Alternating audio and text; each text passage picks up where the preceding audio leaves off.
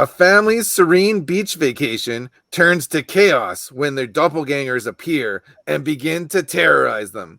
Jordan Peele's Us is up next on Inside Movies.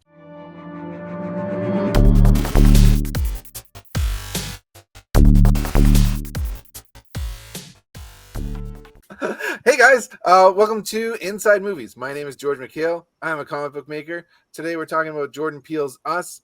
Previously, we've talked about his newest movie, Nope, so you can also check out that video after you've watched this one.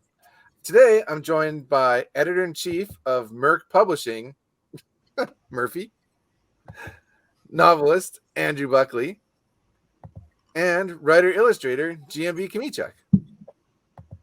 Thanks, everyone, for being on the show, and let's get into it. What's the good? What do we like about this one? This movie is really, really creepy, and yes. I am not going to lie, I did not get it the first time I watched it. I left very confused, but I still really, really enjoyed watching it. You know, it's done really well. And the cinematography is really incredible. And they do not speed through anything. Like the scene of the monologue on the couch is one of my favorite moments in a thriller, I think, of all time. It was so just incredibly done. With that voice. So creepy. It was a girl. It was so good. Lupita Nyong'o does such an amazing job of the dual roles in this, between playing Red and Adelaide. Like it's just a killer acting job. Yeah, I'd like to point out too that this movie is a huge concept where they hold it all back. And it's so delicious to watch a movie where the big concept is revealed at the end. And yes, some big gasps. But like you said, Murphy, all along, you're like, what is happening? What is good? I don't know what's going to happen next. Like that, it's so rare. And I haven't had that experience recently since the last Jordan Peele movie I saw. So chef's kiss for that. It gave me a similar thing. So I remember the first time I watched Mulholland Drive with a roommate, he finished it. We ended it, and he was like, "So do you get it?" And I went, "No." And he's like, "Do you want me to explain it?" I went, "No, I'm going to watch it again." And this was just like that. I watched through that second time, and it's like, oh, like that second watch through with this is better than the first, almost. It is. I really do love this movie. Did you, on your second watch, did you notice, like, because you knew what the switch was going to be, or you must have had an inkling again, I guess, what the switch was going to be at the end with that Red and Adelaide had changed places. But look, as you watch it, you kind of see that Adelaide is actually quite crazy. She shows no remorse when she kills anybody. Like, her white shirt gets more and more red as the story progresses. Oh, yeah. Like showing that transition. Like Jordan Peele is like amazing at those subtle little pieces. He does it so well, and it makes it so like just beautifully creepy. Yeah, I agree. Lupita Nyong'o is really fantastic in this. I really felt like she was two very different characters.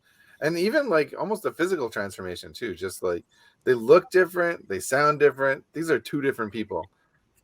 And I do agree the concept is so cool. Everyone has like a twisted doppelganger that lives underground and is like a Killer Bizarro World version that wants to kill you and take your place. It's bananas. It's just such a cool idea. Well, and the other lead actress, that Elizabeth Moss, I love her in pretty much anything she's done, but she has really found a good fit in horror. Like, she's got one of the best screams, and she just can look so terrified that it makes me worried for her like past. Oh yeah, and she was so good in The Invisible Man, which came out a few years ago. Love that movie.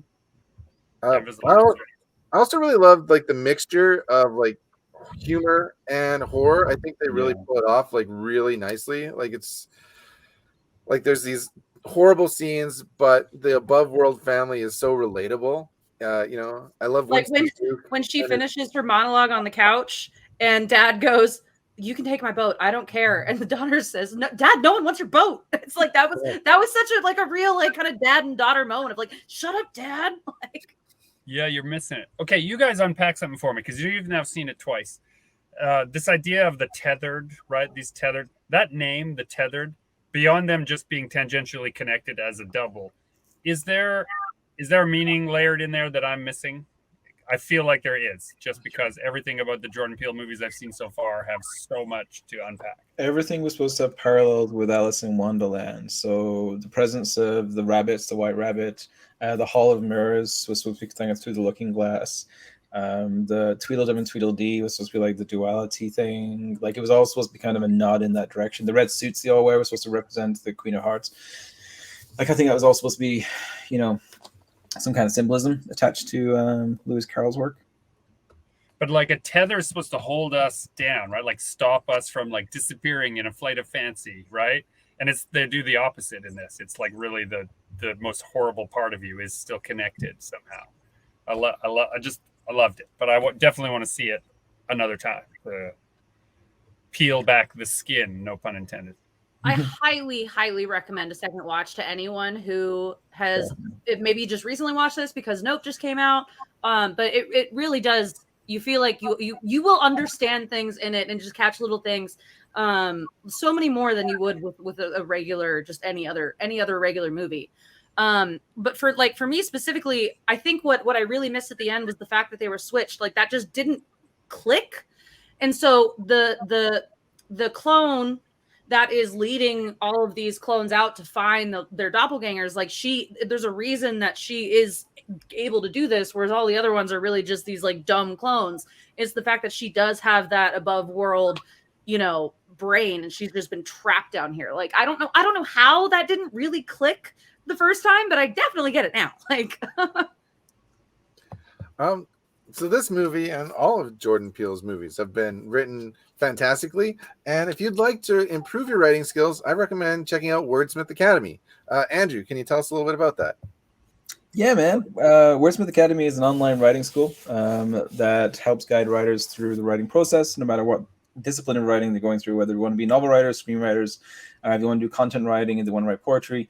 We have multidisciplinary classes for all kind of genres of writing taught by awesome instructors. So you should definitely check it out at wordsmithacademy.com.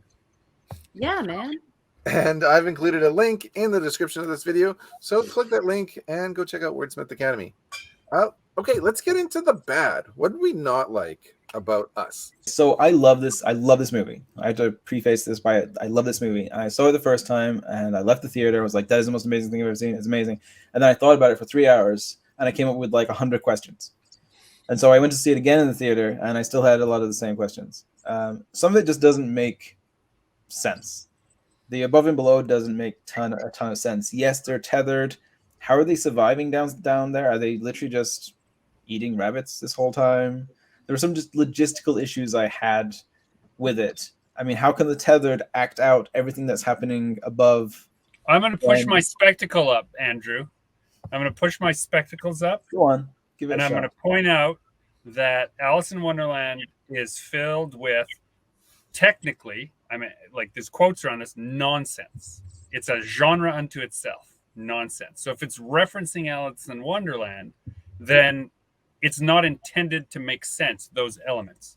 You must accept them as being present, but you can't try to make sense of them, or your enjoyment of the story breaks down, which is one of the tenets of nonsense literature, which Alice in Wonderland is the cornerstone. But that could also be seen as just lazy writing. No, because it's an intentional element that allows for other plot devices. It pivots on that nonsense, but you can't dig beyond it. How did they order so many red suits and gloves and golden scissors? Where did they come from? It's nonsense, but it's amazing. Amazon. From Amazon shipping. I will say, my first watch through, I wasn't really a fan of the ending as far as the, them all holding their hands around the world. But when you look through it, when you look through a lens of nonsense, like it makes perfect sense, Okay, but that actually happened. Hands that Across America was a real event. I didn't know this until after. I looked up stuff about the movie and I was like, shit, America did a thing like that? 6.5 million people held hands for 15 minutes to form a continuous, quote, human chain across the United States. It was actually considered a huge failure, but it was the only thing that Red knew, because that whole first opening sequence where he just focuses in on the TV and it's talking about Hands Across America, and then that night she gets kidnapped down under, and that's all she knew. So she grew up with that as a singular thing in her brain that had to be done, and that's why the tethered ended up doing that, part of her master plan or whatever. And it's like representative of them all being connected and all being able to reach one another despite how nonsense it is. It's kind of a nonsense. So I do agree with Andrew. Like, the concept doesn't really make sense. Like, there's just too many questions. Where do they all come from? How has no one ever noticed them before? How many of them are there? And most importantly, why do they experience some things the same and some things they experience opposite of like their tethered counterparts? And also in the negative for me, I saw the twist coming a mile away that the Lupita Nyong'o was switched when she was a kid. Like, I saw that from the first 5 minutes in the movie. So that wasn't really a shock to me at all.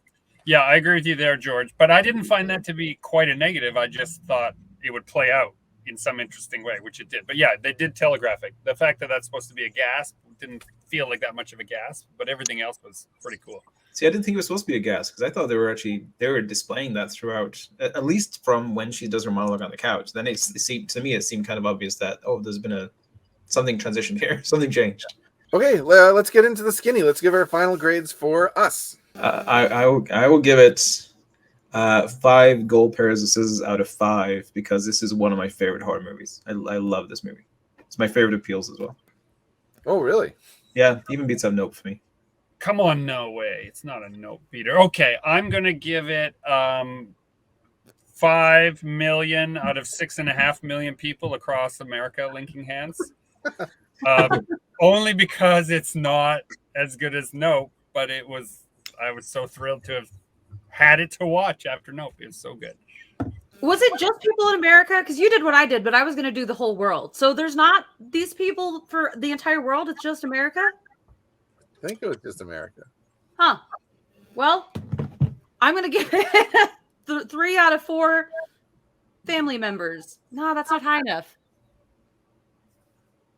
How many dead neighbors? Maybe dead neighbors is a good rank. Whatever. It gets a 90%. I'm the clone on this one. I don't rate the way that Murphy does. Do it in the voice. Do it in the voice. I am the clone of Murphy. 90%. That was disturbing. I'm gonna go B+ on this one. This movie left me with more questions than answers. I like the scares, the laughs, the character performances, and social commentary, but its concept was better than the delivery in the end. So for me, a B+. Okay, that's gonna do it for another episode of Inside Movies. I've been George Michail, joined by Murphy, Sorry. Andrew Buckley, and GMB CHOMICHUK. Go check out Wordsmith Academy. Link to that in the description of this video. And check out all of our Facebook, Instagram, and Twitters. Those are also in the description of this video as well. Until next time, peace.